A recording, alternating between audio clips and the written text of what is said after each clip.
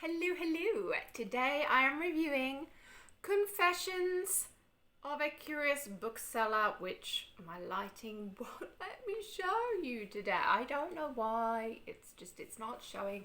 I will find some way of showing you the book cover for this. If all else fails, I will link down to my blog post about it below and you'll be able to see the cover there. Sorry people, really not good. It's just like major glare. It just doesn't want to collaborate. Sorry about that. I don't know. You can just about make out the also name down the bottom there. As a description, it has like bookshelves and there's a cat knocking the books down, and then we have what I presume is our main character, who is Fawn, who's just kind of stood there, and it's got Confessions of a Curious Bookseller. A novel is written on a book that she's holding in her hand. So there you go. That's an explanation of the cover. Anyway, now an explanation of the book. This book that really had me torn.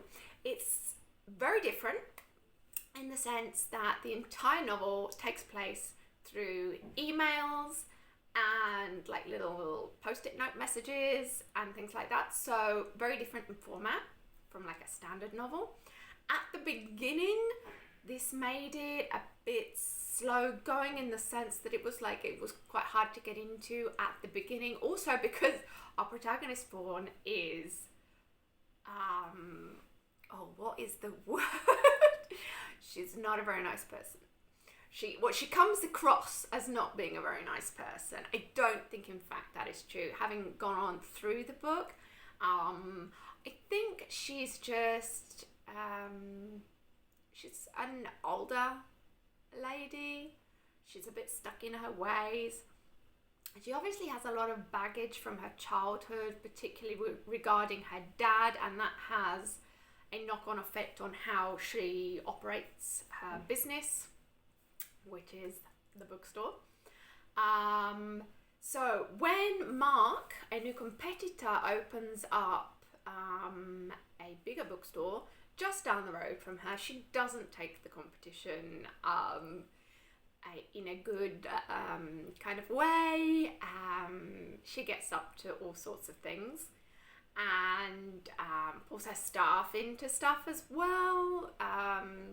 See, through that side of it, you just think, oh my god, is she horrible?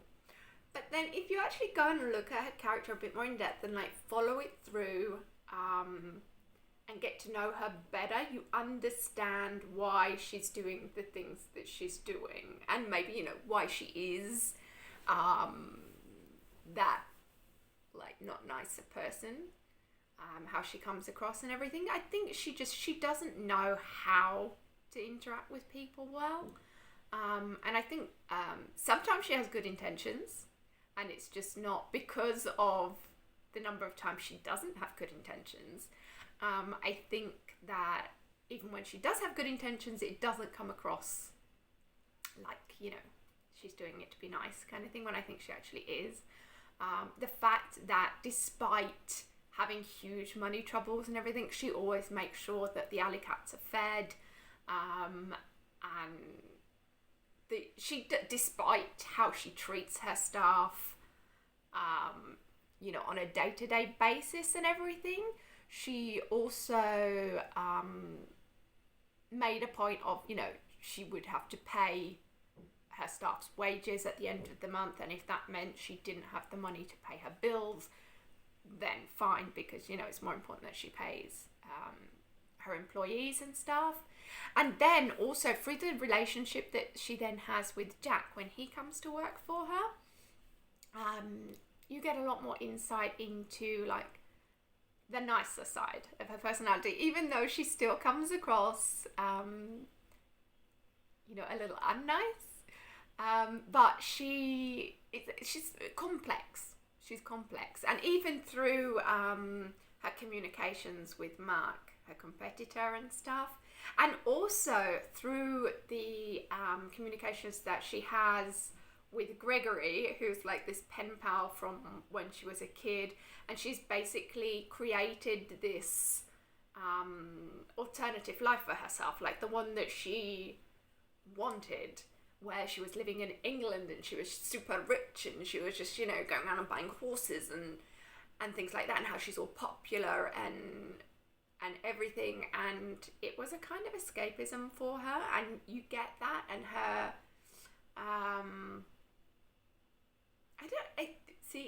it's complicated. It's complicated. In the end, I ended up giving this one, I think it's 3 stars. There was a part of me that wanted to give it a bit more than that.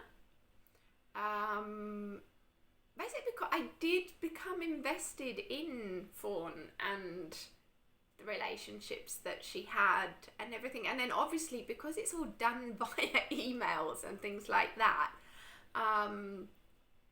it was cool. And I loved like her drunk emailing and things as well. So it's like when you first start reading like the first drunken email that she sends, you kind of think that it's a typo, like an error that got missed in editing of the book. And then as it goes on, you realise that it's actually intentional. That was quite good. I enjoyed that aspect of it as well. And it's definitely worth checking out anyway. I'm not going to try and show you the cover again because my lighting it does not want to collaborate with this cover today. So I don't know. I'll see if I can get it up here for you. Like I said, if not, then you can hop on over to the blog and you will find a copy of the cover there. So sorry about that, people. But can't do much about that, unfortunately, today. But anyway, that's it for today. Thanks for watching. Don't forget to subscribe if you haven't already, and check out some of the other videos on the channel as well. And come visit me at jolienstone.com because I got loads more bookish and blogging kind of related stuff happening over there as well. So anyway, thanks again for watching, and I will see you next time. Bye.